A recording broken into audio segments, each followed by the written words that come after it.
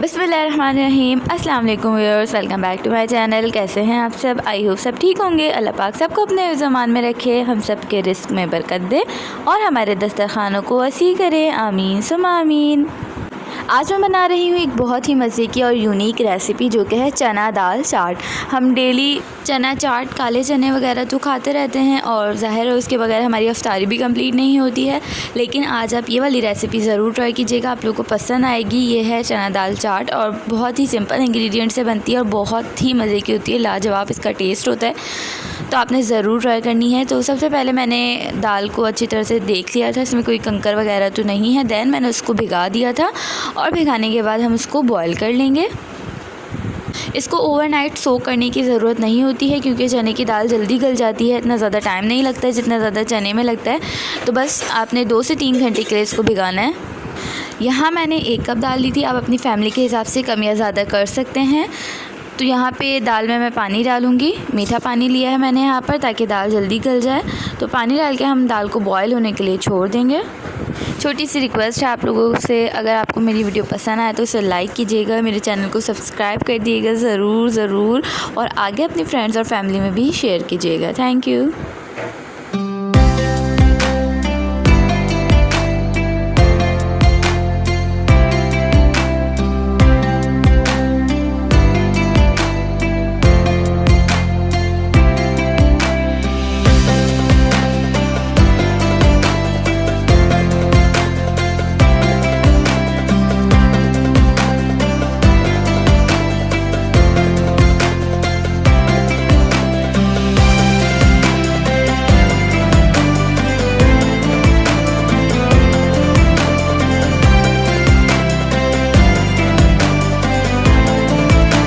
तो ये हो गई है मेरी दाल बॉयल और मैंने इसका एक्सेस जो वाटर था एक्स्ट्रा वाला उसको फेंक दिया था, उसको स्ट्रेन कर लिया है। तो यहाँ देख लें मैंने दाल को बहुत ज़्यादा बॉयल नहीं किया है, मतलब बिल्कुल एकदम से नहीं गलाना है क्योंकि आगे हमें इसे फ्राई करना है तो ये बिल्कुल हलवा बन जाएगी अगर हमने बहुत ज़्यादा इसको गला लिया। मतलब ये कि आपने इसको 80% कुक करना है, बस उससे ज़्यादा नहीं करना है।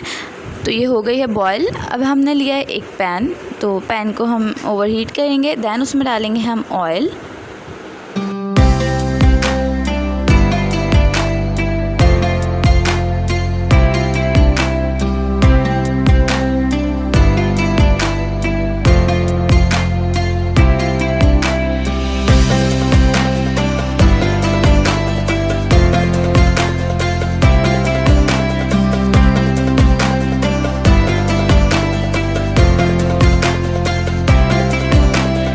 तो यहाँ ऑयल हीटअप हो गया है। यहाँ मैंने लिया था एक बड़े साइज़ का टमाटर और उसे इस तरह से कट कर लिया था। तो अब हम इसको टमाटर को अच्छी तरह से भूनेंगे और इसे ढक कर गलने के लिए छोड़ देंगे। तो आपने पहले इसको अच्छे से भून लेना है, फ्राई करेंगे हम टमाटर को इस तरह से। इससे इसका टेस्ट बहुत ही मज़े का होगा। बहुत ही सिंपल इसके इंग्रेडिएंट्स हैं।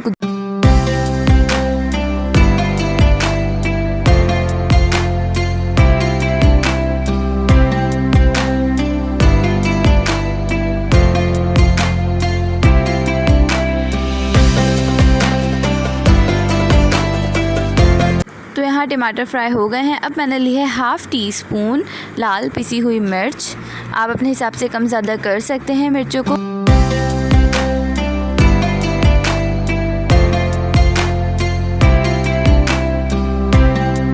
तो अब ऐड करेंगे सॉल्ट। यहाँ सॉल्ट भी मैंने ½ टीस्पून लिया था, आप अपने टेस्ट के अकॉर्डिंग ले लीजिएगा। तो अब ये दोनों चीज़ें डाल के हम इसको अच्छे से दोबारा से फ्राई करेंगे। इसके अलावा इसमें कोई भी इंग्रेडिएंट्स, कोई भी स्पाइसेस नहीं डालेंगे। जस्ट ये टमाटर, नमक और लाल पिसी मिर्च से ही बनेगी दाल हमारी और इसका टेस्ट बहुत ही मज़े का होगा।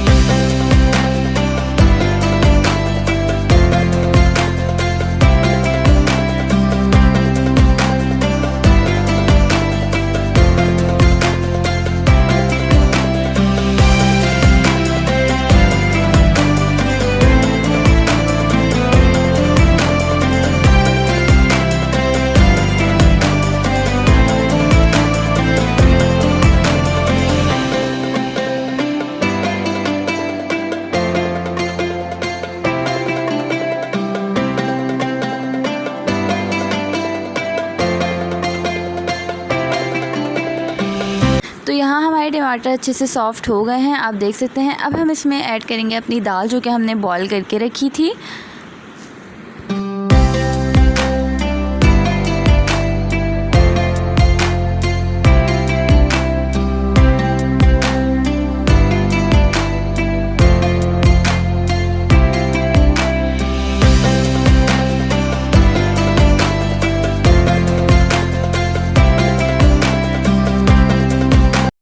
तो दाल ऐड करने के बाद उसे अच्छे से मिक्स करेंगे।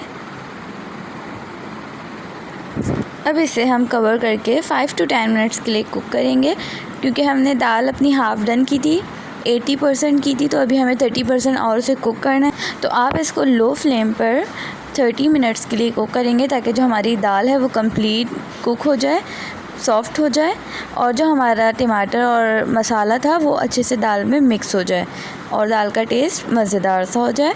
बस आपने इसको इस तरह से मिक्स कर लेना है पहले अच्छे से, फिर उसके बाद आपने कवर करके इसको कुक करने के लिए रख देना है।